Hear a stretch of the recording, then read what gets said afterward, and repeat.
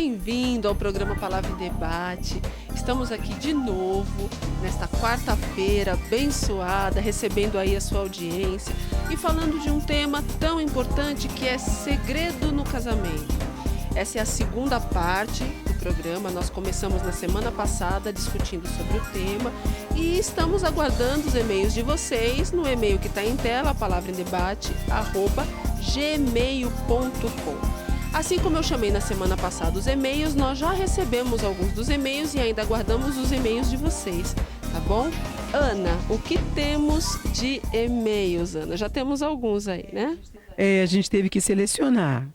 Mas aqui tem uma pergunta da Ana Lúcia, que mora em Paraisópolis.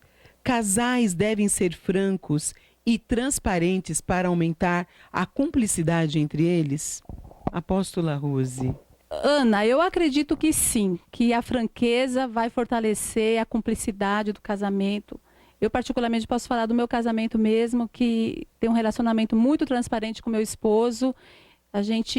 Nós não escondemos segredos um do outro, não temos essas coisas de ficar omitindo situações até mesmo financeiras que alguns casais fazem. Acho que é até um tema muito bom para estarmos discutindo aqui em algum dia sobre essa questão do segredo, né, de você ficar escondendo quanto que um ganha, quanto que o outro gastou. Uma coisa que a gente pode falar aqui, né? O que vocês acham? Tema. Com certeza. Né? Mas eu acredito mesmo que a sinceridade, a franqueza vai fortalecer essa cumplicidade e é muito tranquilo, é muito seguro quando você sabe que no casamento há essa cumplicidade, há essa bênção de Deus, da transparência, que embora poucos casais vivam, mas aqueles que vivem realmente recebem a graça de Deus no casamento, a bênção de Deus. Então eu acredito que sim, que é muito importante viver essa transparência, sem esconder, sem segredinhos, por favor. Temos aqui outra pergunta do Luciano Ferreira, do Parque Edu Chaves, e ele pergunta o seguinte: segredos podem levar o casal a perder a confiança um no outro? Doutora. Com certeza. Ter segredos, né, é muito complicado dentro de um casamento. Então, ter um segredo atrapalha no convívio. Pensa o que é a mente de um ser humano escondendo algo. É muito complicado. O ser humano ele fica pensando 500 vezes o que vai falar, como vai falar, a forma que vai falar, porque tem que esconder algo. E qualquer pessoa que tem um pouquinho de sensibilidade percebe. Percebe. Porque a palavra de Deus é clara, a mentira, a ocultação de informação, ela não é eterna, ela vem em algum momento. Então, atrapalha sim ter segredo, não tem que se ter segredo, a não ser nas condições que eu disse, que aí não é porque você tem um segredo, você delimitou por uma questão ética, por uma questão profissional, você delimitou a questão. Aí é uma outra história. Mas entre o casal, você não pode ter esse tipo de dificuldade porque isso distancia. Um casal, ele tem que se formar ele tem que ter cumplicidade, aproximação, troca. Ah, mas é difícil, meu marido vai brigar. Mas aí, peraí, como você vai falar isso? É a forma. Se ele vai brigar, mas você precisa pôr para fora. Porque se ele descobrir, também vai brigar. É muito complicado. O segredo, ele pesa para o ser humano. Você acaba trazendo uma rotina muito tensa, muito pesada, muito angustiante, porque isso traz um peso espiritual emocional. Tem que fazer um esforço, doutora. Claro, Você troca. tem que fazer um esforço para manter aquilo escondido, né? Sim, não é uma Eu coisa acho natural. que o esforço que você vai ter para falar sobre esse segredo vai ser menor do que o esforço que você vai ter para manter esse segredo por tantos anos e por tanto tempo. Sendo que as pessoas adoecem, não é, Verusca? Você lida bem com Sim, isso? claro. Elas adoecem por causa de segredos. Ou administrar a revelação por terceiros, que é Aí- muito pior. Aí é pior. Saber pela boca de outra pessoa e não seu cônjuge, Por aí exemplo, perde a confiança. Quer ver um Total. exemplo de um segredo familiar que às vezes acontece nas famílias? Muito. Muito. Você que está em casa, de repente, até já passou por isso. Filhos que são adotados. E a família guarda aquele segredo e faz da família escrava de um segredo. E quando menos se espera, essa criança que foi adotada, achando que é uma filha original, uma filha genética, uma filha biológica, tem lá seus 20, seus 30, seus 40 anos, alguém chega e diz, você que é o filho adotado da família. Que adotado? Eu não sou adotado. Como não é adotado? Aí começa... A pessoa, queridos, a pessoa perde identidade. Tem noção do que isso significa? Teve uma época... Sempre vai ter um bocudo que vai falar, né? Sempre vai ter. Ela não vai ficar oculta a vida inteira.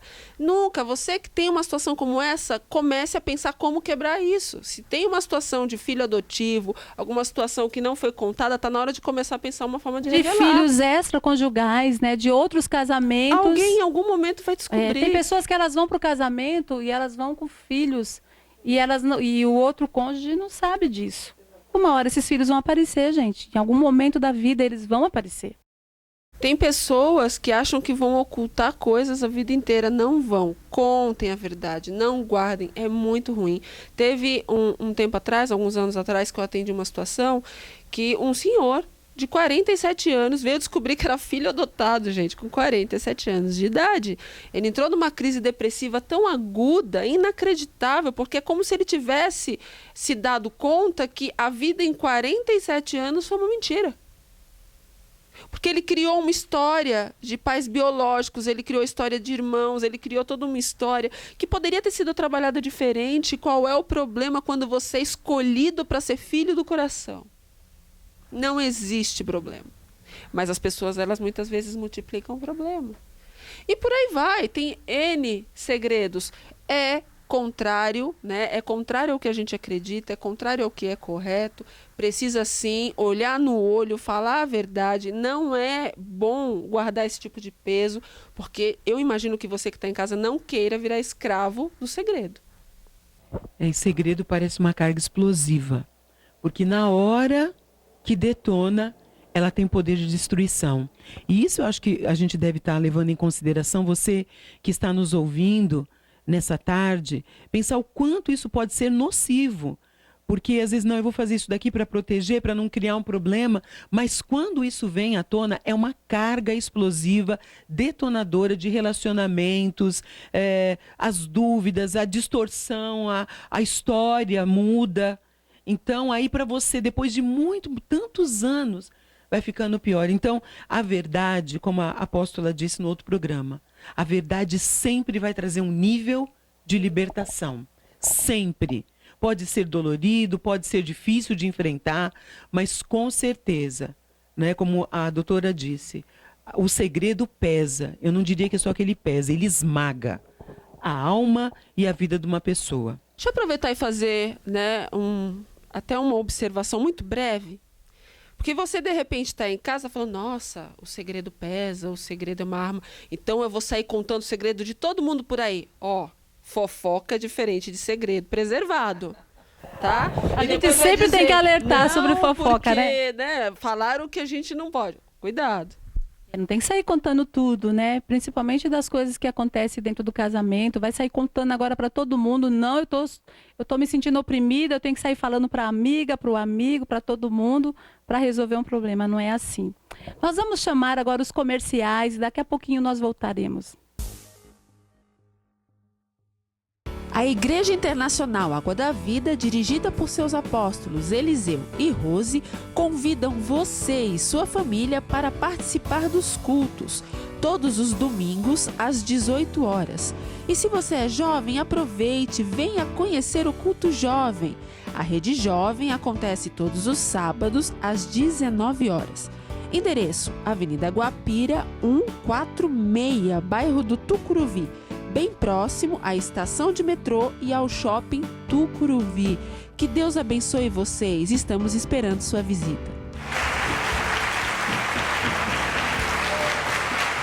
Eu quero compartilhar com você que tem nos assistido toda semana. Esse programa tem alcançado muitas famílias, tem alcançado muitas pessoas e tem abençoado de uma forma extraordinária. E nós precisamos da sua ajuda. Para a gente continuar nesse programa, você pode ser o nosso parceiro, você pode ser o nosso companheiro nesse ministério. Venha participar conosco, faça uma contribuição, ligue para nós, entre em contato por e-mail. Nós vamos, com certeza, ver a manifestação do poder de Deus na vida de muitas pessoas. Muito obrigado. Voltando dos comerciais e com muita alegria, com muito prazer, respondendo algumas perguntas, nós vamos ver agora a próxima pergunta, Ana. Então, a gente recebeu uma pergunta da Cláudia, que mora na Parada Inglesa, e ela perguntou o seguinte para nós: até que ponto terceiros têm que saber mais que o cônjuge? Então, olha, essa é uma questão assim que a gente tem que repensar na aliança. Porque quando a gente define e decide estar com alguém pela aliança do casamento, a gente tem que lembrar que essa aliança é uma aliança poderosa. E não existem terceiros nessa aliança. Existe o homem e a mulher, né? Mesmo que seja a mãe, seja a sogra. Então a gente precisa saber que o marido ou a esposa, eles são o parceiro da aliança. Essa aliança é feita entre um homem e uma mulher. Então, quando a minha confiança está mais numa terceira pessoa do que no meu próprio marido ou na esposa, que você não confia de abrir o seu coração, de expor, então existe um problema no seu casamento. Existe um problema de confiança, de fidelidade, existe um problema de comunicação, pode ser que um medo esteja ali apavorando as emoções de você fazer uma revelação a respeito de ti mesmo e com medo de ser rejeitado, com medo de alguma coisa acontecer e desestabilizar essa aliança. Mas eu quero dizer para você que a aliança que Deus preparou para um homem e uma mulher viver é uma aliança que não existem terceiros. Os terceiros são apoio. Não existe alguém que sabe mais da minha vida. Eu vou contar uma coisa aqui. Um dia eu decidi... Contar um segredo? Vou contar um segredo. Porque a gente tem muito estigma de pastor. Acho que pastor não tem pecado. Um dia eu decidi contar meus pecados de mente para o meu esposo. Falei coisas que eu pensava. Fui falando, eu falei, bom, no final vamos ver. Sabe o que eu recebi? Um grande beijo no final. Né? Eu não tinha feito nada assim, mas eu pensava. Outro dia eu pensei nisso de você, não sei o quê. Você me perturba. Coisas que a gente vê em pensamentos horríveis que vêm na nossa mente. E eu quero dizer para você, contar meu testemunho pessoal. Olha, foi excelente para mim. Excelente. Meu marido passou a conhecer mais o que algumas coisas instigavam em mim. Né? Eu sei que é difícil fazer isso. Eu passei 2 horas conversando. Mas para mim... E eu falei assim, será que foi ruim para ele? Não foi ruim. Porque nós continuamos casados. Eu não tinha nada de grave... Mas são coisas. Eu creio que a nossa mente é mais profundo na malignidade do que às vezes aquilo que a gente faz de fato. E às vezes você nutre algumas coisas em segredo para você. Nem compartilhou, mas eu fiz questão disso. A sua fala me fez lembrar de uma coisa importante também. Como eu atendo pessoas que têm muitas dificuldades, né? Eu já atendi, eu lembro um caso aqui de uma moça específico que namorava com um rapaz que tinha manias de perseguição ou tinha dificuldades mesmo com esse tipo de sensação. E sempre na cabeça dele, ela ia trair, estava guardando segredo, ela ia enganá-lo, mas é por conta de uma situação orgânica, uma situação que, infelizmente, existe uma distorção por conta da patologia, pessoas que têm depressão, pessoas que já passaram por situações traumáticas, pessoas que têm algum tipo de trauma por conta de uma situação que às vezes até já aconteceu. A sua até já foi traída, né, Verusca? Sim. Essa jovem sofreu tanto, apóstola, porque ela dizia, eu não tenho segredo, ele dizia, você tem, me fala, eles estavam casados há 5 anos sob tortura. Né? E é muito triste porque ela sofria, ela chorava, ela trazia para a terapia todo esse sofrimento. Verusca, como é difícil, eu o amo e ele acha que eu tenho segredo. Ele acha que eu escondo coisas, ele acha, e ele tem plena razão. E olha no meu olho o que você está pensando agora. Ela disse, inclusive, um dia que ela dormindo, ele cutucou e disse, acorda porque eu quero saber o que você está sonhando. Então, existem também dificuldades de vários graus, patologias de vários graus, até mesmo traumas, dificuldades, distorções de vários graus por conta de traumas, que vai de uma coisa mais simples a algo mais complexo e que às vezes traz um sofrimento muito grande para o casal sem existir uma situação. Então também fiquem atentos, porque às vezes é um processo traumático, é um processo depressivo, aí vale a pena conversar.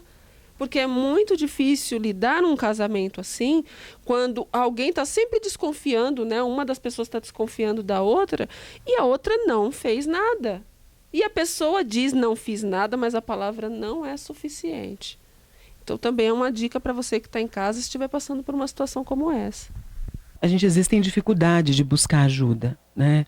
A gente tem dificuldade de dizer para o outro que ele está doente, que a coisa não é daquela maneira. E às vezes até diz, mas a sua expressão ela não é suficiente para resolver. Acho que esse é um dos momentos que a gente tem que perceber se não é hora de buscar ajuda profissional. Porque às vezes você vai destruir o seu casamento por uma base patológica, por um trauma, por alguma coisa que te aconteceu. E não existe, aí o caso é o contrário, né, doutora?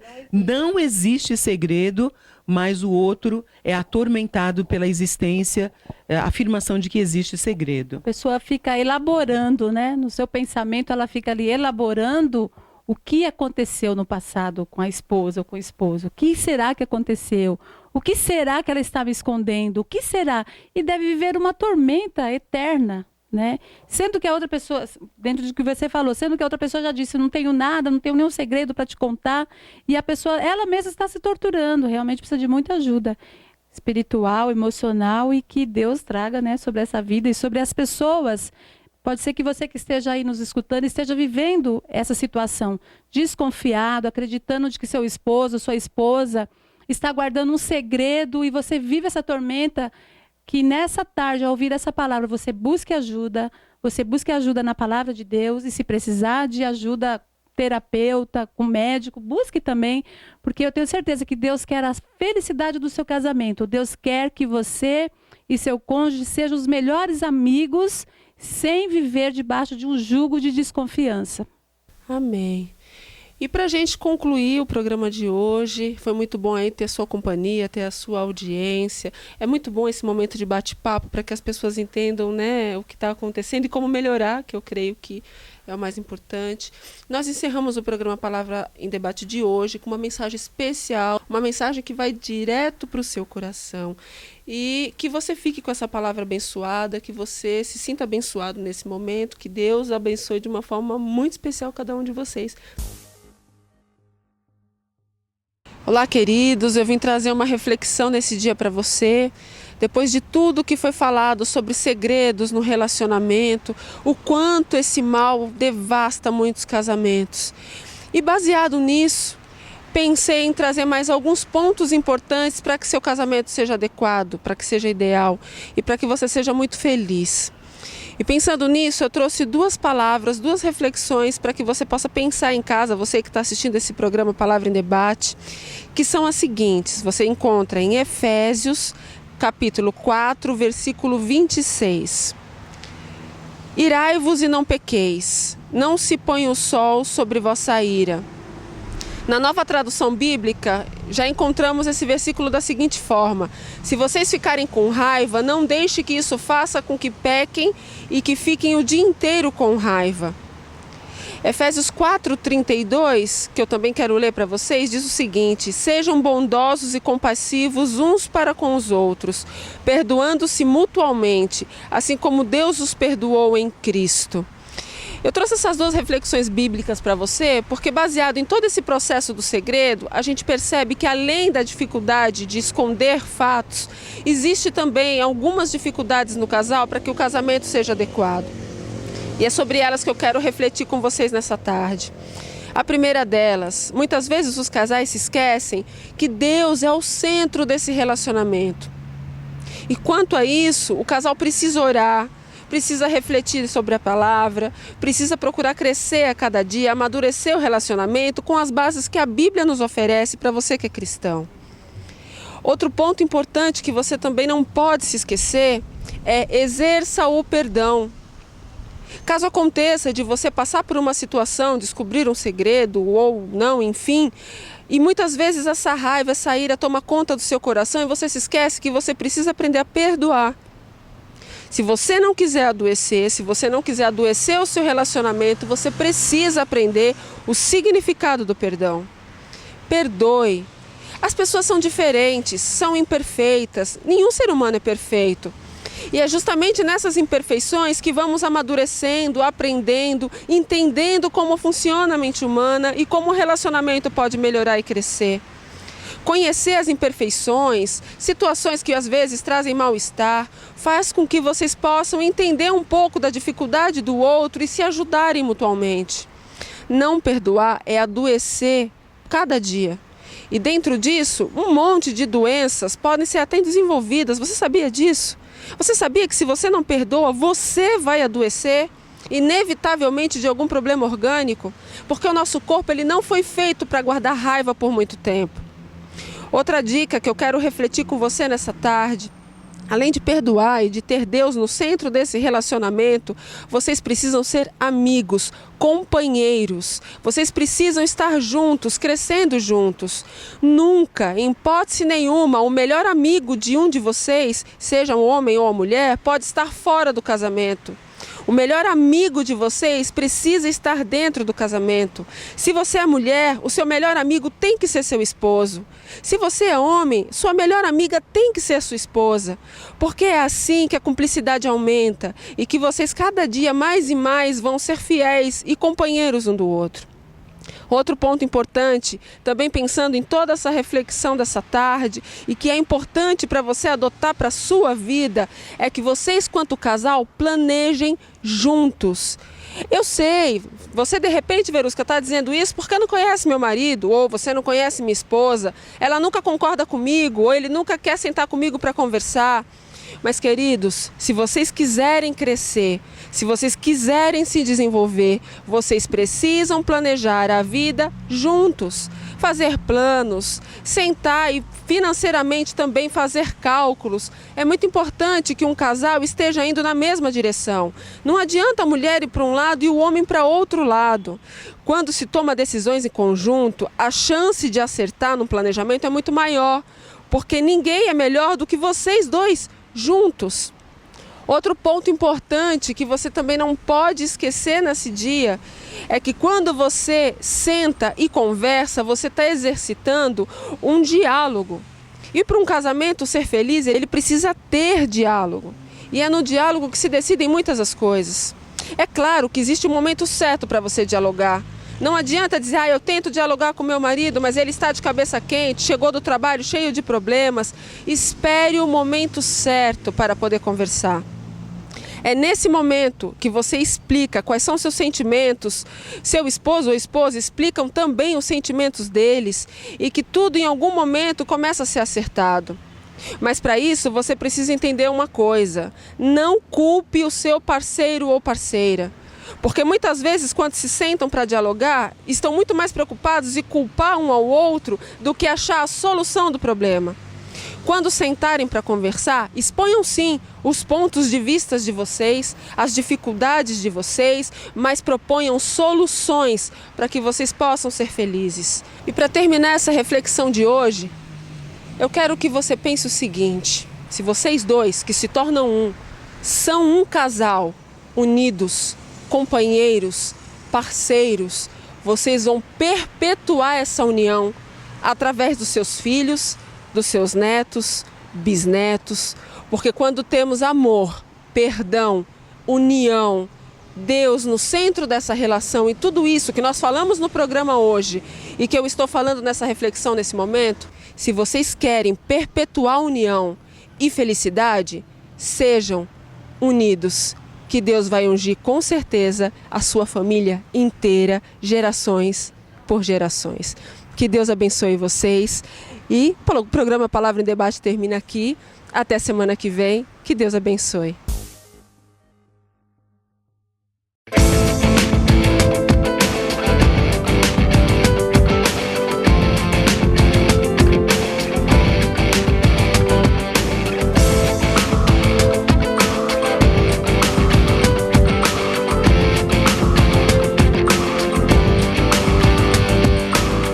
Sabe quando se está perdido, sem caminho, a vida sem sentido, procurando sem encontrar em qualquer lugar alguém para amar, que vai te conquistar, te abraçar. abraçar e nunca vai te abandonar. Sabe quando procura algo em alguém que não está ao teu lado e direciona em outro lugar o teu olhar, e com alegria ele vai brilhar pra te mostrar, Deus não vai te abandonar.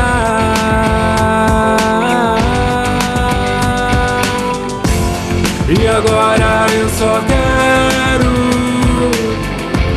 meu primeiro amor aqui sempre por perto.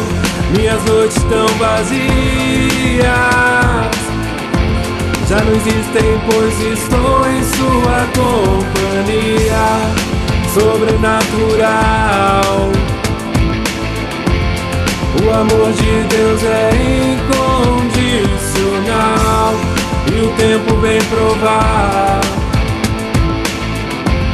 Jesus não vai nunca te abandonar. Mas o ser humano, ele não vai te abandonar. muitas vezes vai te decepcionar, Pra sempre vai te fingindo ser seu amigo ou ser o amor da sua vida para depois te prejudicar. São hipócritas com suas atitudes. O exemplo disso, Sansão e Dalila. Mas não os temais, irmão, porque não há nada oculto que não venha a ser revelado, e nem secreto que não venha a ser conhecido. E não temais os que matam o corpo, mas não podem matar a alma. Temei antes aquele que pode fazer perecer a alma e o corpo no inferno. E agora eu só quero meu primeiro amor aqui sempre por perto. Minhas noites tão vazias já não existem, pois estou em sua companhia sobrenatural. O amor de Deus é incondicional e o tempo vem provar. Jesus não vai nunca te